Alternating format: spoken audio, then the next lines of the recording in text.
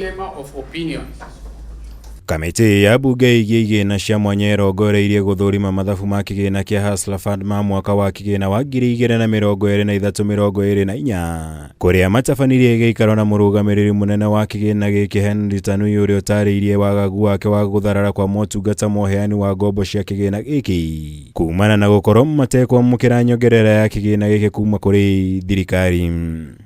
We have not gotten anything from Exchequer since the first seed capital that came. However, we have requested in the coming budget.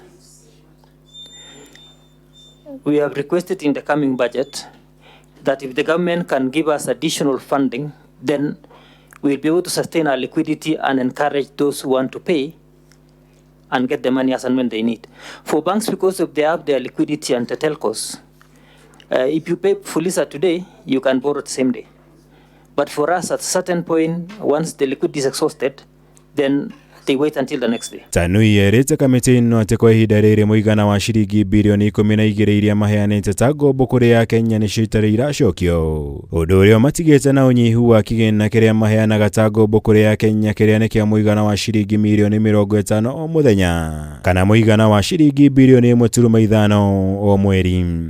I would say currently on daily basis we're disbursing about 50 million, an average of about 50 million. And if you look at that for the entire 1 month, Kenyans have benefited quite a lot of them. And as I mentioned, the last 2 weeks we have surpassed the repayment from the disbursements. Thengia wa TANUI yaugĩte megũthiĩ na mbere kwaranĩria na Akenya arĩa matakoretwo makĩrĩha kĩgĩna gĩkĩ nĩguo kũmaiguithia metĩkĩre kũrĩha mbeca icio. Igũo kwa kĩhinyĩrĩria matirĩ na mũbango wa kũhũthĩra hinya mũkĩrũku itanya-inĩ rĩa gũkinyĩra kĩgĩna kĩu.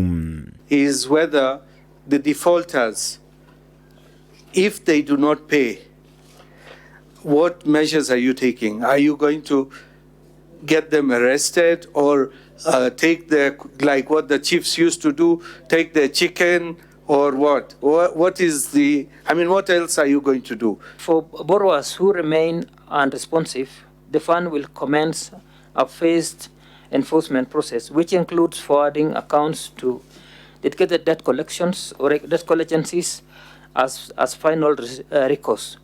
Initial legal proceedings for recovery, but as I mentioned earlier, this will be the last resort, but as it is, because our mandate is inclusion, we are reaching out to them. Gũkinyĩria na rĩu Hustler Fund ĩheanĩte mũigana wa ciringi birioni 83 ta ngombo kũrĩ AKENYA 27,000 kũrĩa mũigana wa ciringi birioni 71 ĩrĩkĩtie kũrĩhwo noguo gũtiga kĩgĩna kĩrĩa gĩtacoketio kĩrĩ mũigana wa ciringi birioni 12. Currently, if you look at this against our 13 billion is high, and I've highlighted the measures that we put in place to collect this debt. Except those who are passed on, which is natural, we will collect the money. Ngĩribotera Kameme TV, Jitagomora Wagunya.